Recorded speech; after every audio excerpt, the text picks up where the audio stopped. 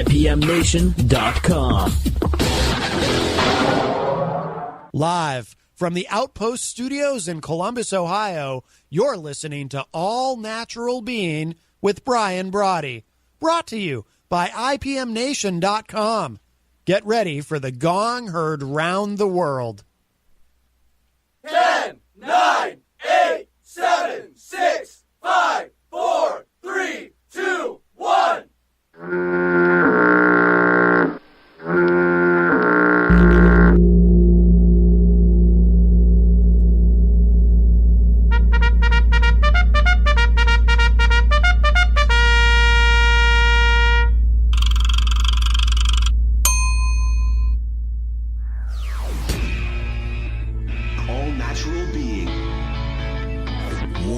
All Natural Being with Brian Brawdy is designed to shake your sense of self to the core. It's full contact psychology with an empowering twist, a philosophical loofah for your soul. For those of you not ready or comfortable releasing your inner superhuman, listener discretion is advised. Here's your host, Brian Brawdy.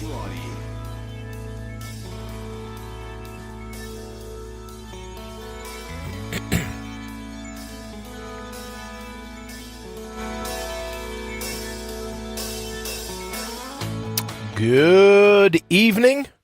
Welcome, and thank you for joining us here at the #1 rated show on IPMNation.com, episode 282 of The Gong Heard Round the World.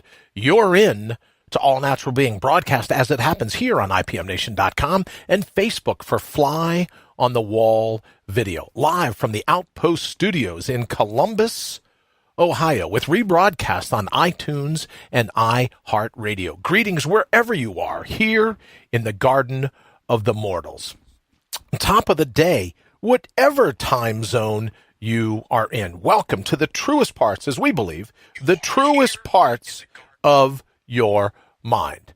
This is your shot at running the table, the labyrinth of life. It's why we're always putting your heart's highest priority top of the list, placing your primal scream front and center in your life, reinstalling and reinstating the true wisdom and the wit, I guess you could say, of your inner whisper. Because it's time to reboot your robust, to find your ferocious, to outbrutal the brutal that is the cut and shuffle that fate deals you on a daily basis, and to bring your own bold, once and for all, to back yourself once and for all. But before we hit it tonight, hello to my friends here in the United States and Canada, Mexico, the UK, those in Ecuador, China, Peru, the Philippines, Brazil, India, Australia, Germany, Italy, France, Turkey, Japan, Singapore, Sweden, Israel, South Africa, Puerto Rico, Kenya, the Netherlands, to those joining us from all over the globe. It's great to have you with us, and I truly am fired up to be driving your bandwagon, to be your biggest fan, to be avidly you. But I got to ask you, are you tired of being institutionalized by the intentions of others, convicted by the constructs of another, remanded to a prison of rhetoric? Well, I most certainly was, most certainly am. That's why I say it's time to mortal up. It's time to be your own best friend. It's time to watch after your own back. There'll be plenty of time to be altruistic. There'll be plenty of time of looking for other people. But now is the time to bring your own bold. So what are you waiting for? What do you say we go kick in some doors? And I thank you all for joining us again this evening. And today, earlier, the people that were with us, thank you so very much. I appreciate it. We're busy testing out a few little things. Thank you for joining us. And I just thought it was a great way to also be able to go and say, okay, cool. What is it we could talk about tonight? So it was kind of like a midday, little bit of a midday, little bit of a midday tease as to what we're going to be doing this evening. So I thank everyone for participating in that as well. And also, speaking of that tease, I wanted to make mention of the fact that we were planning on having, we're going to have a special caller here in a little bit, but we were planning on working out and having a live video feed. And here's the situation we're in. And I just texted a little bit ago and said, this is one of the toughest shows that I've had to do in quite some time. And it's simply that, because we've worked all day in trying to figure out how to incorporate this a sense of incorporating the video into the feed, and we're going to need another day or two, I suspect, in order for that to happen. So we worked on it all day. It just wasn't meant to be. So my apologies to everyone that was involved, and my commitment to say that once again, we're going to make it happen. Now, here's a little bit of the situation, a little bit behind the scenes. In order to get the show up on the radio to IPM Nation, it's one thing. If that's all we were doing, lay up, piece of cake. If we were going to do just the Facebook Live, lay up, piece of cake. Wouldn't have to worry about it at all. It's the combination of the two that becomes a challenge, right? To be able to get the callers in, to be able to get the callers to hear the people on video to hear the callers. So that's what we continue to work on. And as one of the guys just said, I was talking to them, they go, well, it's never been done before. And I'm like, well, that certainly isn't a reason that it can't be done now. So back to the drawing board, we'll figure it out. But we hope to be able to get very, very soon the video feeds so that you can actually see a person split screen right here on TV with me, right here on the internet with me. But then they're also going to be able to hear the callers and talk to everybody as well. So that's what we are working on today. And again, my apologies. Henry Noel in the house, that's for sure. My apologies that we weren't able to do exactly what I said in the tease earlier today, but we're getting there. All right, let me say hello quickly here in the feed. I want to say hello to Janile, to Jenny, to Ruthie, thank you for joining us, to Candace, and to Lisa, and most certainly to John, and to Wayne, thank you very much, sir. Appreciate it. Henry, good evening. Sorry I messed up your afternoon again today, Henry, trying to get all these things together, but we will figure it out. We're going to figure it out really quick, or I'm just going to have a garage sale. So swing on by if you're into high-end audio-video equipment. I'll let you know the date and the time that we're going to be hanging out on the asphalt. Also, good evening to David Ray Bowman. David, thank you so very much for joining us here at All Natural Being. And one of the things that we wanted to talk about today, a very, very dear friend of mine, and I was talking to Henry about it the other day, and if you can count your best friends on like 3 fingers at the end of your life, you're pretty lucky. And I'm fortunate to have one of those friends that I get to talk to day in and day out. And right away this morning, she sent me a text with an internet story. And I don't want to go really deep into the story because it's just, not to mention a negative vibe. It's not going to be germane to what it is that we want to talk about this evening. But one sentence, a couple of words actually caught me. And it talked about extremely disrespectful. It talked about ultimately disrespectful. And I thought about it. What gives a disrespectful word its mojo? How is it that a disrespectful word? And then I said, well, let's look at the word respect. Let's say in terms of esteem. Let's look at the ancient roots of that word, 1700s, somewhere around in there. Maybe 1500s if you really bend the Latin a bit. But it talks about esteem. The root of the word talks about esteem. And it isn't long before you sit there and you look at the combination of the letters that become words, right? You look at that and you say, well, wait a minute. If it's about esteem, how can anyone disrespect? And as we talked about earlier in the tease very quickly today, how can anyone disrespect? It's ultimately, it's your esteem that matters. And if your bandwidth is taken up by believing in who you ultimately are, believing in that your potential is just this side of infinity, believing that you literally can pull off anything that you want, and that everything you've ever needed, you've always had, there's no room left for someone to disrespect you. But that phrase, you ever do that? It's just like you get something and it sticks with you.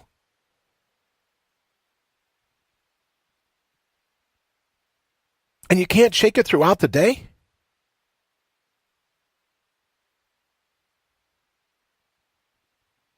And no matter what you do, you go, wait a minute, this is, it just talked about being, the most disrespectful term.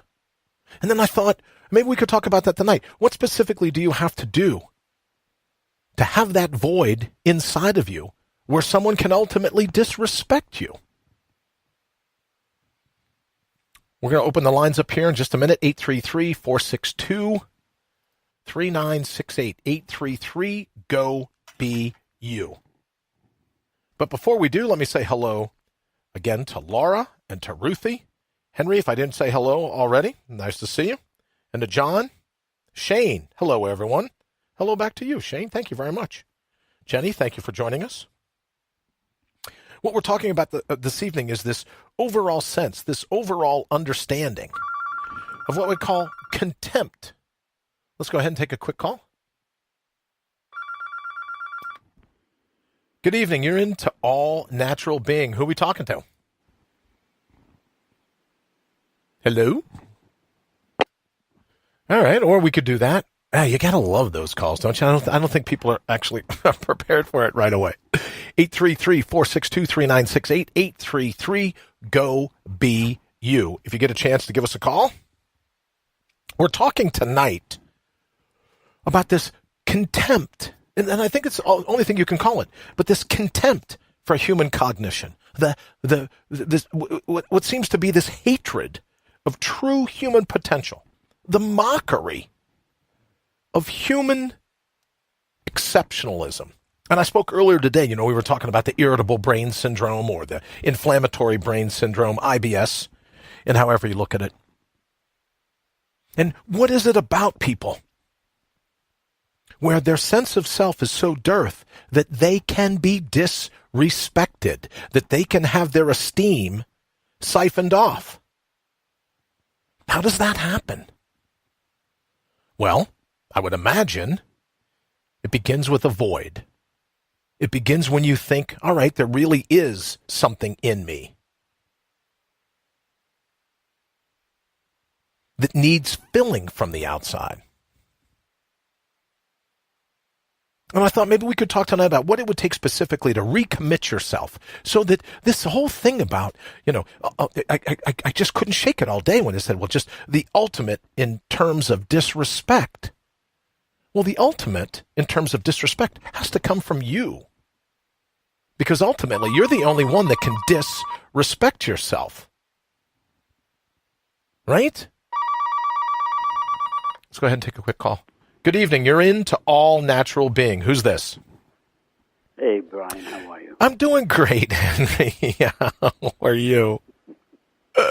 Doing good, man. Hi, everybody. Good evening. Henry, I have to tell you, especially with all the hours we spent today on trying to make that work, we will get it. And after we hung up with you and I was talking to some of the tech guys and they go, well, this has never been done before. And right. So obviously that's just a tweak to get me to want to do it, even though it's never been done. But I thank you for your patience and I thank you for all the time today. But we will get on top of it. And how hard can it be? Well, I guess the answer is it can be pretty hard, right? It gets pretty difficult at times. Yeah.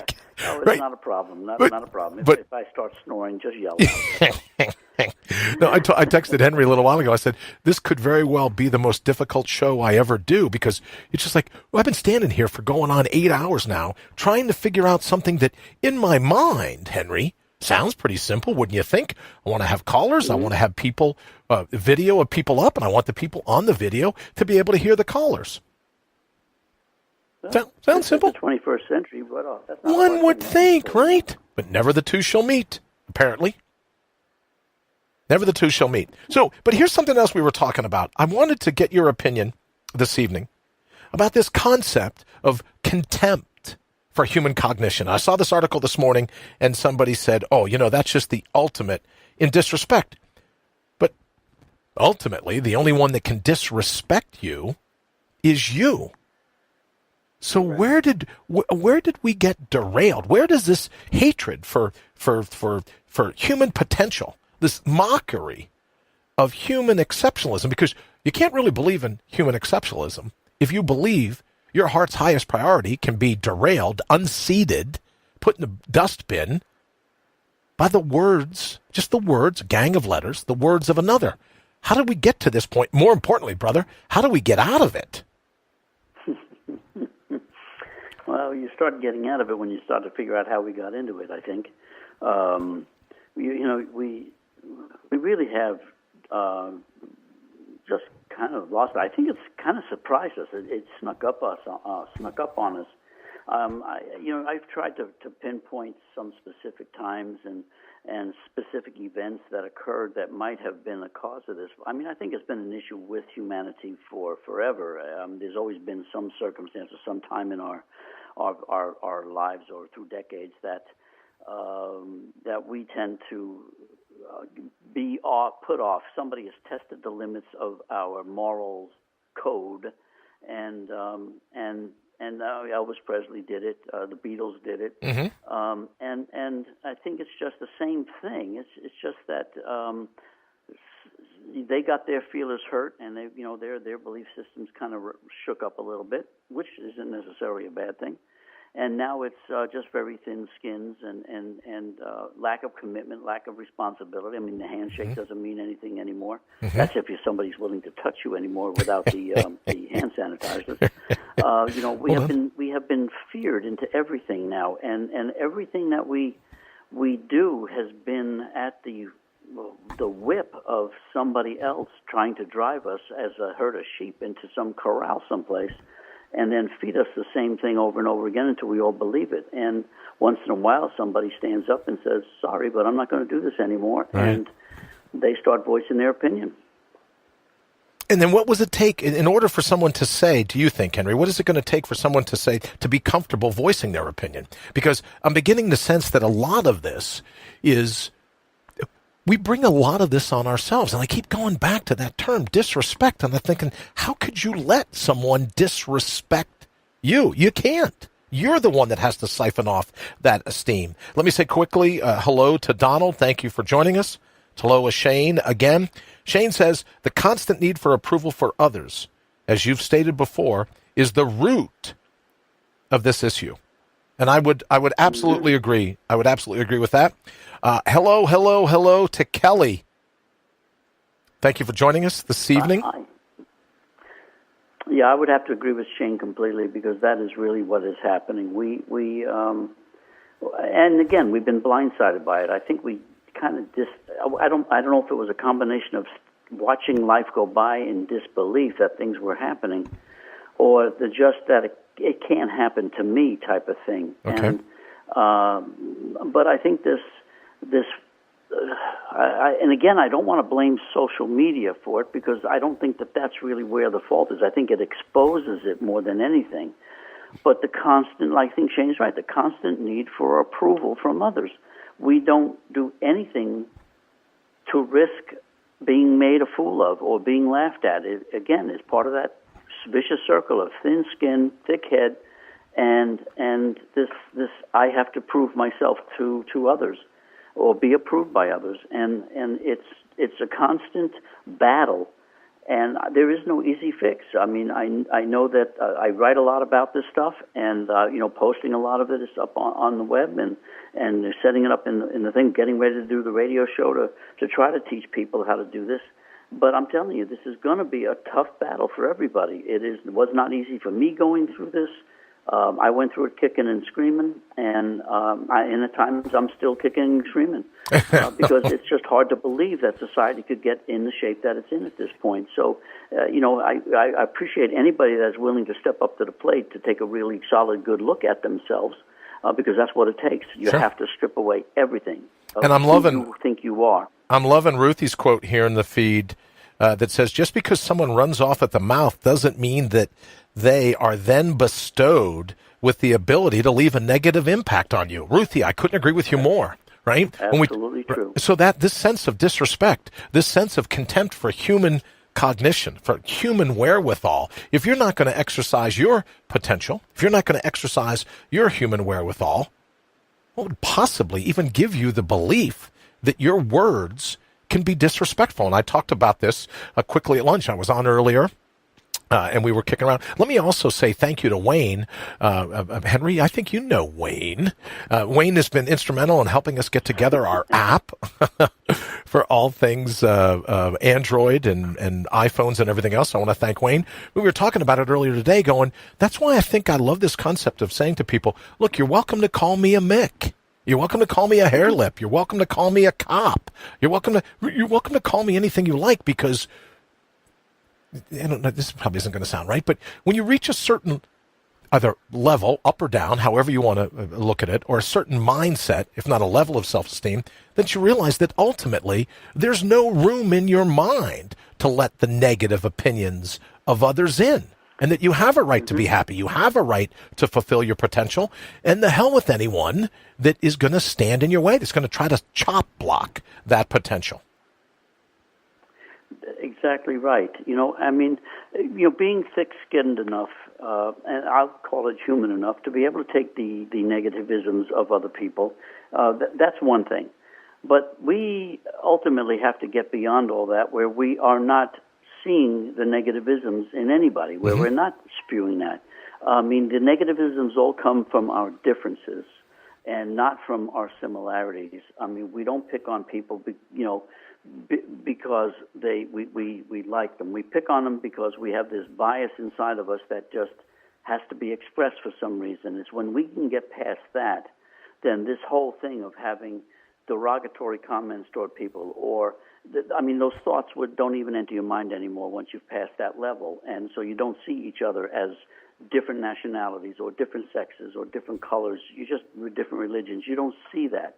You just see people as people. We're all part of this human race, and that's where we need to exercise it, and that's what we have to do, is just learn that there are no differences, and then the whole reason for being thick-skinned actually goes away. We don't even need to do that. But again, we're talking a lot away down the road. Lee says here in the thread that worshiping OPO, the god of other people's opinions, is a dismal way to live. He goes on to say that I've been to that altar a time or two myself. And then John echoes it, saying, the trivium method of learning leads to truth. Learn how to think, gain knowledge. Knowledge, as you said, right? Knowledge, not what you've been taught, not indoctrination. That's anti-power. And I would think that's probably true, that we're indoctrinated against a belief in our all-natural being, in our waddle de core, in our primal scream, in our ultimate, as I say, just this side of infinity potential. We're indoctrinated against that because we're easier to corral. We're easier to manipulate. We're easier to play like a marionette or a sock puppet. What do you think? Absolutely true. I think that's where we are. When you really look at it, it comes down to two words: wisdom and foolishness. Wisdom is knowledge used. Foolishness is knowledge not used or used negatively, and it really is simple. And I think John's got it spot on, because it really is. We have been indoctrinated. We have been programmed, to use a term that John likes to use. And this programming and indoctrination has turned us into absolutely no control, no power, no self-esteem, no anything. And I think that's a big detriment to the human race.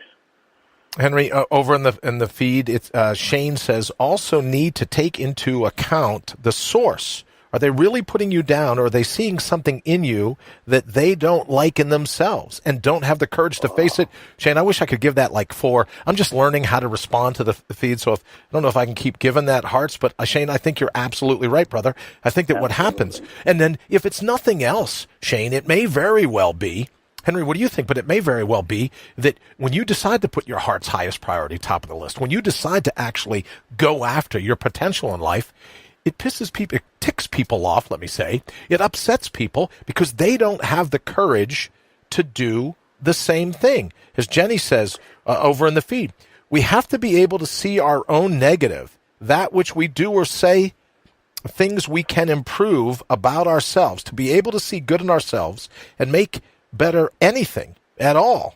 She goes on to say, we wish about ourselves. True control over ourselves has to start from within. And I would say that a part of that within is ignoring the vitriol of other people. And I also want to say good evening to Rita. Rita, thank you for joining us here at All Natural Being. Henry, what do you think? I don't think it's ignoring the vitriol. I think it's just getting a better understanding where they're coming from. I think Shane is correct. Yes, people don't, and I'm using the term people for lack of a better term for it. The elites, the people in control, the people that think they're in control, they don't know. They do not want to see us gain control. They don't want to see us believing in ourselves. They don't want it. They've spent decades and decades and millennia tearing us down. They do not want to see us organizing. They don't want to see us really gaining control of ourselves. And the way we can gain control of ourselves is exactly what Jenny says. If we have to face our own negatives, and by being able to do that, then we can start to be honest with ourselves. I'm telling you, when you look in the mirror, and I use that emblem all the time, look at the person in the mirror. When you can look in that mirror and not see the negative, not see your negative, it's no longer there, then we step into where Shane is talking about, and we now take control of ourselves. And once we take control of ourselves, that means they have no control over us. And that's the biggest fear they have. I would imagine that's correct. And I would imagine that if you get to the point where you don't let anyone park their car in your parking space, as we've talked about before, that's the beginning of maintaining control in your life, is being able to say, no, I'm not going to let you taint me. I'm not going to let you infect me. I'm not going to let you, treat me as a pincushion and hit me with that negative opinion. As Shane says, they don't want to see anyone as individuals. But let me ask you, Shane, do you suspect it's because they long to be an individual? Do you suspect that this selective sensitivity, you hear all the time now that it's toxic masculinity that's going to destroy the planet. It's not toxic masculinity. It's toxic sensitivity that's going to destroy the planet. Look, it was just, even in terms of our politicians, this one can't offend this one can't offend that one. But ultimately, when you have your finger on the button or the box or the football, whatever it's called, it's sensitivity that's going to cause us all to square our shoulders and throw down, not masculinity. That's the most ridiculous thing I've ever heard. That's right. Absolutely right. Being masculine means you maintain control. It means you understand yourself, and I'm not using masculinity as on the male sense at all. This is for everybody. It's taking control of yourself, and that's where we demonstrate that ability to have control, that we understand who we are. We know what our limits are, and it's at that point then you can look straight in the eye and say, yeah, right, bring it on. You've got nothing on me, and you've got no way of affecting me, and that's what they fear. And then when you stop and think, then if people don't have anything on you, if there's nothing that they can do to taint you, then those things that derail us are a good bit closer to home. It's our beliefs. It's our lessons. It's the things we believe about ourselves, not the things that other people say about us. So maybe, in terms of this selective sensitivity I've been thinking about all day long, maybe we need to not be so sensitive to our own garbage. We need not to be so sensitive to our own negative thoughts. We need not be so sensitive to our own egos. And maybe that's what Shane's talking about. You project it outwardly on the other people, and you get mad at them because their ego's trying to overrun you. And maybe you've just had it up to here with being overrun by egos, theirs or yours. Absolutely. And there's no question about it. I mean, that's the part of us. I write a lot about ego and the detriment of ego. Yes, is ego required? Yes, it is. It's there. It's part of us. It's just learning to control ego, for one. But in order to control ego, you got to know where ego begins and where we are. And like I have given examples before on the show, you got to think about when you decide you want something. Now you got to look at it and say, is it that I want it or is it my ego wants it? And if it's my ego wants it, then maybe I don't need it and I shouldn't be getting into this. And that's really where we have to learn. And the more we can understand our ego, the more we can gain control of who we are and present the true, our all-natural being. Because that ego is inserted in us to keep us from exactly doing what this show is all about, which is your all-natural being. All right, Henry, let me know real quick, just to let everyone know, you can call us toll-free, 833-GO-BU, 833-462-3968. Lisa says that we react out of fear or out of love. So it's like we as Lisa sees it, we can do one or the other. Ruthie says, That's right. well, you can always say, bite me, troll, and leave it at that. Absolutely true. Don't forget, troll alert, troll alert, troll. Where's my troll? Troll alert, troll alert. I think Ruthie's absolutely right. So when it comes to that selective sensitivity, then, we always fall back on the 20-minute victories, but maybe for 1/72nd of your day, you could go, yeah, for the next 20-minute victory, I'm not going to be so sensitive to outside egos, and I'm most certainly not going to be so sensitive to my own egos. As John says, reevaluate your desires. How much of your natural being desires connection, compassion, love? How much of you has been hijacked by the programming? And that's why I say, John, all the time, it might very well be that this contempt for human cognition, it's time for us to take the cockpit back, right? It's time for us to fly the plane and go, no, I'm not going to let that happen to me anymore, because we got a group of people running around this planet that have just given up on themselves, that have given up on their all-natural being. When you say Primal Scream, they wouldn't know the first thing about it. Not the people that hang out here with us at this show, but ultimately, we're teaching future generations as to what this planet is going to be, what it's going to be like, what it's going to be run like. And if we're constantly subject to toxic sensitivity, the future's not looking all that bright. No, it's not, and it's up to us to change all that. I mean, each one of us individually has to do that. We have to really take a look at why we are who we are, where we are, realize the programming that we went through in order to get to where we are, and say, I've had enough. Strip away the program, unlearn, relearn, and become what it is we really want to see the world turn into, or what our neighborhood could turn into. We have to be the example. We simply have to do it. Is it an easy process? No, it is not an easy process, because it takes a whole lot of honesty. And I'm telling you, there's not a lot of honest people out there, especially lying to themselves. I was just going to say that, especially lying to themselves, right? And most certainly if you're buying into the mashugana of these other people, you're absolutely lying to yourself. If, we talked about it, as Ruthie says, just, bite me, troll. But most certainly, we don't have to say that. And I think this morning's article was like the ultimate in disrespect. Well, you own the ultimate in disrespect if you buy into it.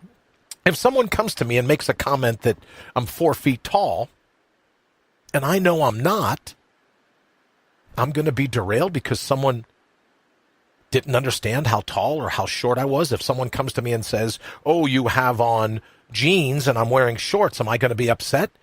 Because someone comes to me and calls me a Mick, someone comes to me and calls me a hair lip, someone calls to me and makes a joke about a brain tumor, or being from West Virginia, or being a cop, or any of these other things. You're just not, I don't have any bandwidth left to let that negative opinion in. Right. And you got to remember, Brian, you're a rare individual. Most people can't do that. You're able to do that. And I love it, because to me that's really where we have to go. I mean, that is step one in getting us back into control. Most people are just simply, they're lost. They're just lost. They just don't know what to do, where to go, and how to do this.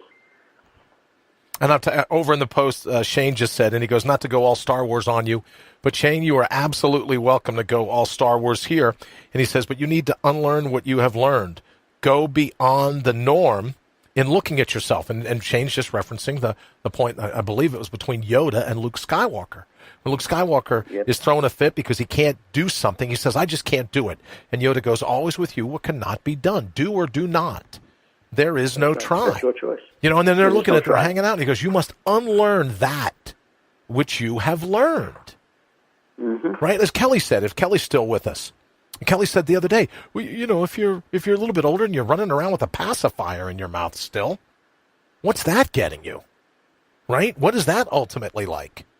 So I would agree with Kelly, and I would agree with Shane that you have to unlearn. I would agree with John. Henry, I would agree with you. We have to peel away some of that baggage. We're not someone else's psychological Sherpa.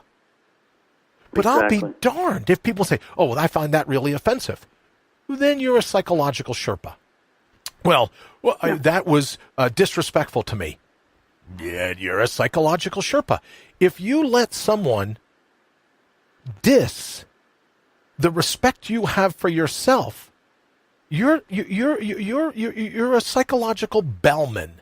You've basically just said to that other person, the person attacking you, is Ruthie. I'll never be able to look at my troll again without thinking about what Ruthie said, right? But you're basically looking at that person and go, yeah, you can be a Sherpa. Give me it. Give me the baggage. Let me carry your crap, right? Let me carry your opinion. Let me carry all these other things. But if you believe that someone can ultimately diss your respect, you've just agreed to let them hijack your potential.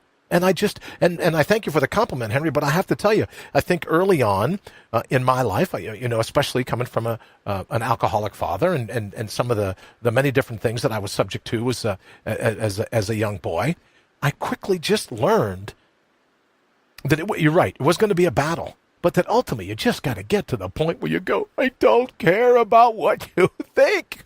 I'm just done listening to your mashugana. Uh-huh. And with what I do, I get to be able to face these confrontations like on a routine basis now, sure.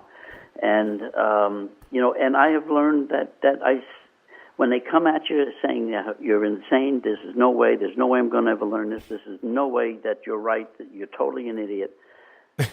And I just simply ask them to explain it to me so that I can understand better their point of view. So, please explain that to me. So where is it that I'm so off? Ultimately, when it gets down to it, they really they just were angry and just wanted to vent. And they get to vent. And then when confronted, or not, it's not even confronted, it's simply a question, they don't have an answer, and they realize they haven't really thought this through, and that maybe they just might not be correct.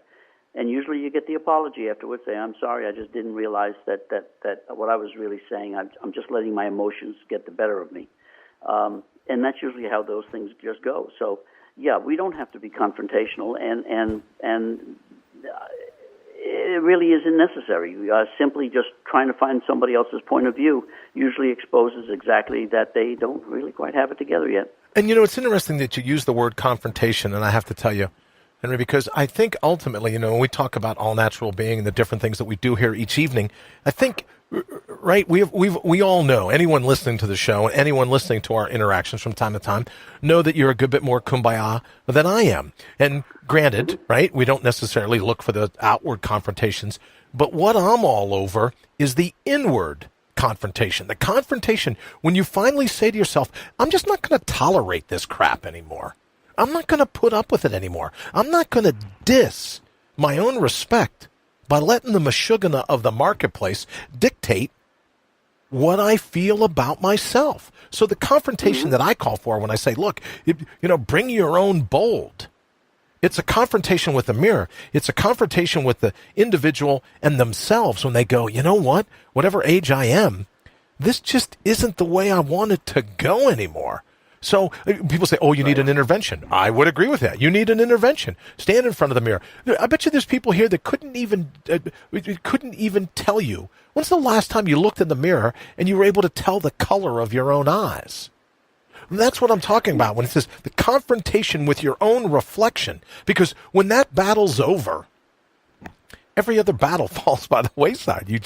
You're not intimidated anymore. You're not put in the back seat anymore. You're not put in the dustbin in the junk drawer. So the confrontation, I think, Henry, is the individual needs to have with herself or himself and go, I've had just enough. No more contempt, right? No more hatred.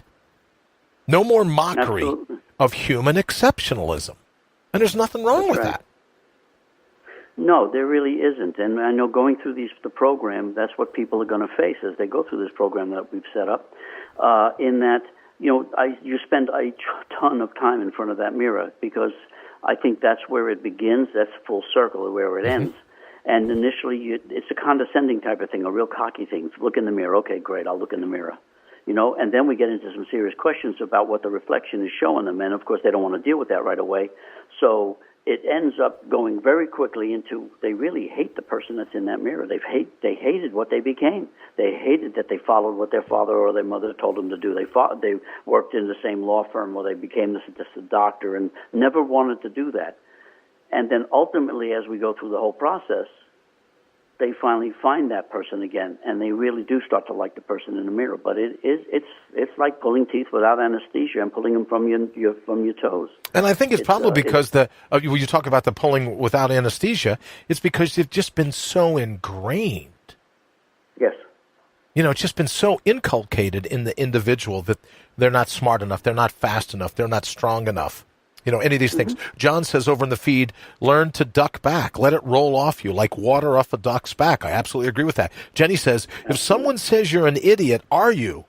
Kind of blunt but true. Hey, you're welcome to call me an idiot. I say all the time, you can't spell Brian without the I in idiot. Can't spell Brian without the N in nuts. We all know that. But there are times, Henry, you could say you can't spell Brian without the A in ass. Probably true, too. Probably all the time. Probably all the time. But I have to tell you, my friend told me about this T-shirt where she said she saw someone walk with this T-shirt and said, fun fact, I just don't care. That's it. Right? And I think when people go, how can you find a happiness? How can you find gratitude? How can you find all the reasons to smile in your life? Because I've just abandoned all the reasons not to be happy, not to be gracious, and not to be thankful, right? And it in retrospect, I guess it seems like you could say, oh, well, it's a lot harder battle in the beginning, and maybe it was for me. But to do it as a 20-minute victory, to say, no, I'm going to take 1/72 of my day, and I'm going to make it. Let me say good evening to Sarah real quick. Bart and Colton, hope all's well. Thank you for joining us here at All Natural Being. But when you decide in that particular moment and all the time, yes, it may have been tough in the past. Yes, I may have a lot of baggage. Yes, Shane talked before about the ego. Yes, all those things come, but you reach a tipping point. The straw that breaks the camel's back, let's say, right? With in that moment where the snowflake becomes the avalanche. You reach a tipping point and you realize that if someone can say something and you feel disrespected by those words, you've been disrespecting yourself for a hell of a lot longer than it took for those words to vibrate through space and register on your eardrums. Absolutely true.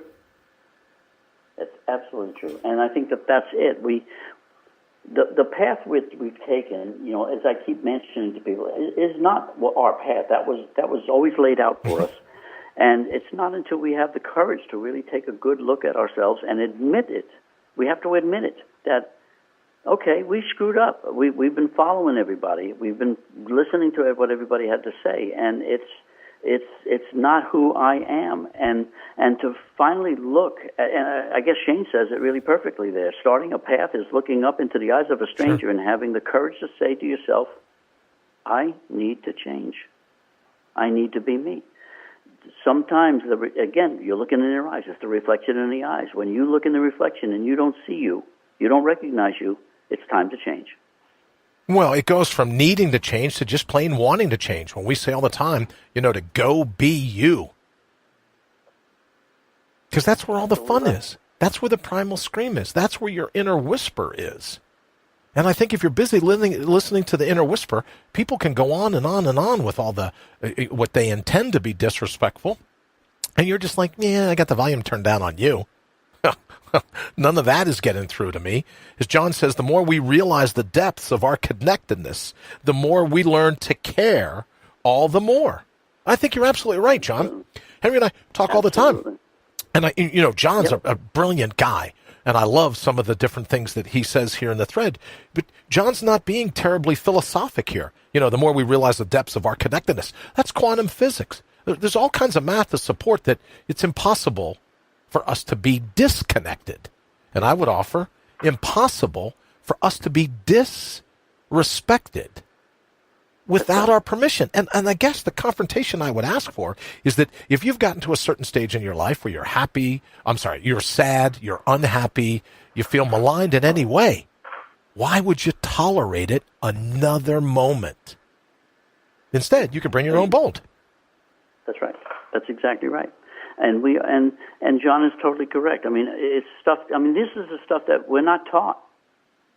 that we are connected. We are connected with every other human, with every animal. We are connected with the earth, the plants. We are connected with the universe. We're made from universal dust.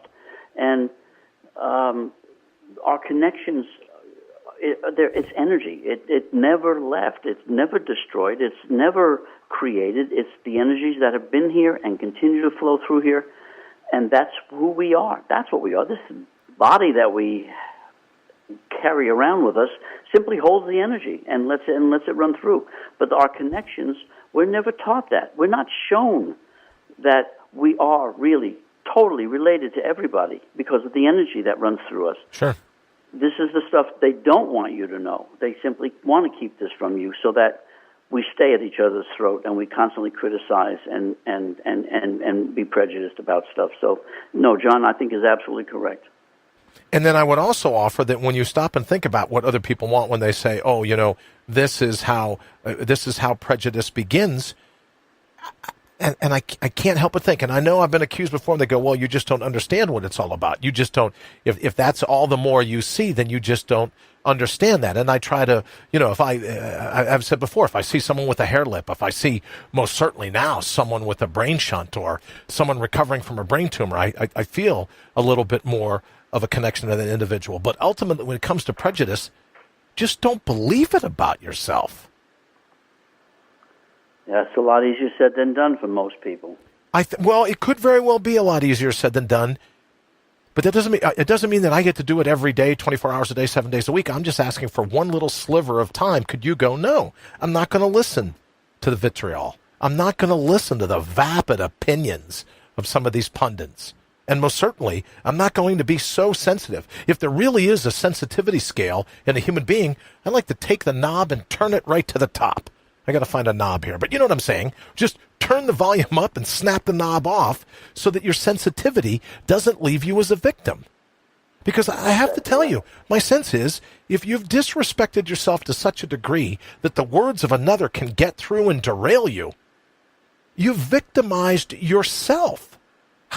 You victimize yourself. And when Henry, when do you stand at that point? You go, you know what? I'm done.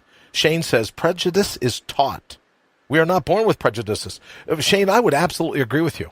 And I say that having kids that run the age spectrum, but I see some of the younger ones that will come home, 5 years old, 4 years old, and they ask you questions and they don't know. They just want to play. They don't see the colors of someone's skin. They don't see the socioeconomic backgrounds, the disparity. All they see is another kid that wants to have fun. All they see is another little skin bag of human potential.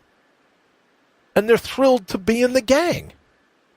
Let me say good evening to Blaine. Also, good evening to Blair. Blair, thank you so much for all of your help today. I super appreciate it. Thank you for hanging out and trying to help us work out with Henry and I, the Wirecast thing. But we will get on top of it, I promise. But thank you so very much for all your time. I super appreciate it. Rita says, Shane, all of our beliefs are taught. Absolutely agree with that. Jenny says, Brian, bold, resilient, intuitive, authentic, and natural. Jenny, thank you very much. I appreciate that. I definitely have the bold. Well, I'm hoping I have the resilient. I'd love to bounce back from a brain tumor. And I'm hoping that I have the natural. But, Jenny, thank you very much. I appreciate it. So, Henry, what do we have to do? Oh, look, it's already 10 of the hour. I get so carried away when you and I talk about this kind of stuff. So let's just talk for a second that if you recognize your true genius, if you recognize your true potential, if you recognize your true natural resources, and you're focusing, right? When we talk about being defenders of human exceptionalism, Blair says, I tried my best. We'll figure it out. Blair, I cannot thank you enough. Blair's one of the guys, Henry, I got to tell you a little bit about Blair. I said earlier about Wayne. Blair's one of the guys, I know he's busy. I know he's swamped. And he works with people like way up the food chain. And then I'll call and go, Blair, you got to help me, brother. I can't figure any of this out. And even at one point today in the conversation, I don't think he'll mind me sharing this, right? Who am I, like Cohen, and I'm just going to tape everyone to have the conversations for later in my life? So I don't think I'm outing Blair. But he said something to me, and I go, Blair, brother, it's me. I don't know what you just said, right? So can you can you kind of dummy it down for me so that I know what you're talking about? So you absolutely tried your best. Thank you, sir, so very much. We will absolutely get to it, because I just think it's a cool idea for our radio guests and our TV, our Wirecast guests, and everyone else to be able to interact. But Blair, that doesn't take away from the fact that I truly appreciate, especially cold calling you later in the day. I truly appreciate all your help. Henry John says, Nonviolent Communication by Marshall Rosenberg. And John's mentioned this 2 or 3 times before. This book, it's a great book, is a philosophy that gives us the knowledge. He's talking about ignoring unwanted behavior. Yes? Yes, absolutely right. Isn't that a great idea? Absolutely right. It totally is. I mean, we really do have to understand, where readers had just said that, all of our behaviors, all our belief systems have been learned. I'm going to give you a real short parable here. It's called A Cup of Tea. And Nanin, he was a Japanese Zen master during the Meiji era. That was 1868, I think, to 1912. He received a university professor who came to inquire about Zen. And so Nanin served tea.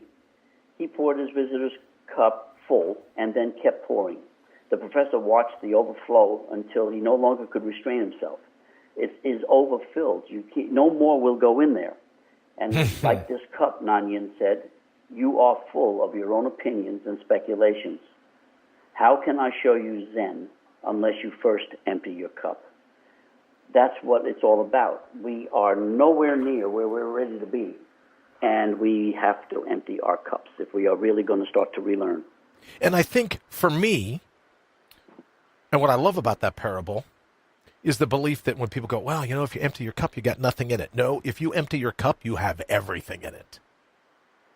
Right? When people say, oh, you've got to empty your cup, the essence of Zen that he was referencing is that when you get to the point that nothing more is going to be poured in, that void, which everyone so fears, sits your all-natural being, your primal scream, your potential, just this side of infinity. So I love that. Thank you for sharing that with us. Blair, I don't know, Henry, if you're watching the feed, but Blair says, Henry, your computer is fine. Just hardware stuff we need to sort out in the studio. Oh, so, thank you, Blair. Thank you. Yeah, because if you're like me, you'd be going, what am I going to do with this laptop, right? But now I'm the one going, what am I going to do with this setup? But we will make it work. Ruthie says, Wells Fargo dropped the ball recently. A very wrong story today about a customer. Prejudice personified really made her think. And Shane says, potential for everything in that cup. That's a great point. That's a great point. Right. Because maybe we find out that the ultimate of a black hole is so, we know now that a black hole is just so much density, right? It's just packed. Even though it's a black hole, it's packed. So not even life can escape. Well, maybe a cup, an empty cup packed full of that potential is something that you could be pretty thrilled about, I would think. Henry, we're going to go ahead and get ready to get out of here, but give me your last thoughts, if you would, before we let you go. Don't give up, people. Don't give up. I mean, we really need to do what we can to straighten everything out as best we can, and we have to start with us. And again, if there's any questions or anything that you really would like to go over, don't hesitate. I'm available. That's what's my job. That's what I do. And so, please don't hesitate. Do whatever you have to, but don't give up. Whatever you do, don't give up. This world is fixable. We are fixable. It's just going to take patience. It's not going to happen overnight because it didn't get this way overnight. So take a deep breath, and of all things, man, laugh. Smile and laugh, because it will get you through the toughest of times.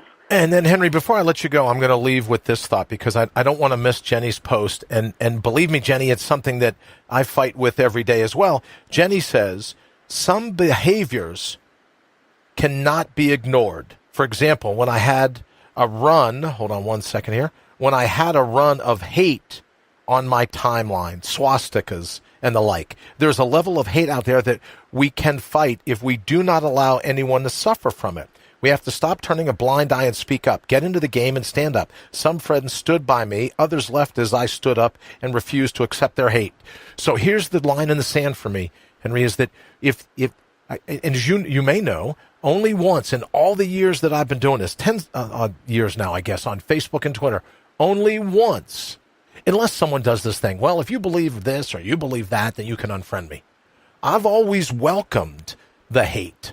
I've always welcomed, because and this is where Jenny and I disagree just a little bit. I've always welcomed the hate because hoping that if they vented on you, if they vented in your thread, that they're less inclined to want to find someone else to vent it on. One, and two, where do you draw the line? So you get to the point where you go, if I tolerate this and I don't tolerate that, then that line just keeps moving. It doesn't always stay stationary. So for me, I when we say we have to stand and stop turning a blind eye and speak up, I'm a huge fan of going, you'll do enough speaking up. What I'm going to do is listening down, right? I'm not going to try to squelch what it is you're going to say. I'm simply going to not listen to you. I'm simply not going to let your opinion in, because if not, then even if it's a teeny tiny opinion or a big full-blown paragraph of vitriol, you have to admit, in my honest opinion, and I could be wrong, you have to admit that you're susceptible to being played like a marionette. You're susceptible to being played by a hand puppet. And I think that's where I kind of look at it. And as John says, we have the power. Well, then don't ever surrender that power. What's the excuse? And I hate to talk about politics, but let me do this real quick. You know, I'm a fan of Al Dershowitz. And, even though you'd think there'd be plenty of reasons for him and I to disagree, he was talking about something earlier that said, look, thank you, Shane, very much. Shane says, listening down. That's brilliant. Thank you very much, Shane. But Dershowitz was talking this morning, wait a minute, now you're going to go ahead and impeach this one. You don't want him impeaching your guy, but you're going to go ahead and impeach this one. So where does it end? Where does it stop? If people want to speak up, and as I said earlier, Shane, I'm just listening down. I just turn down the volume. I turn down the sensitivity selection button, and I go, there's nothing that you could say that would derail me. And as I started to say, Henry, and the entire time on Facebook and Twitter, one person has been unfriended, and I'll tell you the truth about it. That one person was unfriended on my Facebook page, regardless of what people have to say. One person was offended because they called for the assassination of an elected official. No, and to be candid, I just didn't want the Secret Service knocking on my door, right? So I'm like, look, I'm all over you having a First Amendment right to say what you want, but I'm just, I don't need the helicopters landing in the front yard. I don't need all of it. So I'm just going to go ahead and, what was it? Here we go. Yeah, it's just the understanding. Life spelled backwards is evil. We have life. Is contained in evil. Evil is contained in life, and we simply have to just understand that and accept it. That's the way it is, and then don't choose the evil if that's what we don't want to do. And if you want to jump into the pit in the middle of it, then that's your choice to do. But it's the same four letters just spelled backwards, and that's how close life and evil are. And I've always thought, and I'll leave you with this thought, and Henry, I'll have you stay with me as we sign off this evening, because if you put life in the mirror and you put evil, then maybe the evil is because we feel disconnected from what we see in the mirror. Maybe the evil is when we don't channel our human potential. We buy into this concept of, well, it's just human nature. No, there isn't a human nature. There's human potential, but not a human nature. Ruthie says they probably won't even bring pizza. Yeah, and I can tell you, Ruthie is like, she's trying to undo in my mind her comment about, hey, troll, bite me. Oh, I'm just never going to be able to forget that, Ruthie, so she can make jokes about it, the rest of it, but that I'll remember. All right, Henry, I'll let you go ahead and toss the show for us with you, Will. So tonight's Thursday. We'll be off Friday, Saturday. We'll be back Sunday night at 8 p.m. Eastern for another episode of All Natural Being. Henry, what are you thinking? Sounds great. I'm actually enjoying this. It's a lot of fun, and I thank you for this, and I thank again everybody. I really appreciate your comments. I appreciate your opinions, and appreciate you. I really do. And Brian, you're okay. And what are you going to do? Oh, I'm terribly offended by that comment, by the way. All right. Kids. Good. Good. Here's mud in your eye. All right. Until next time, don't forget, go be you.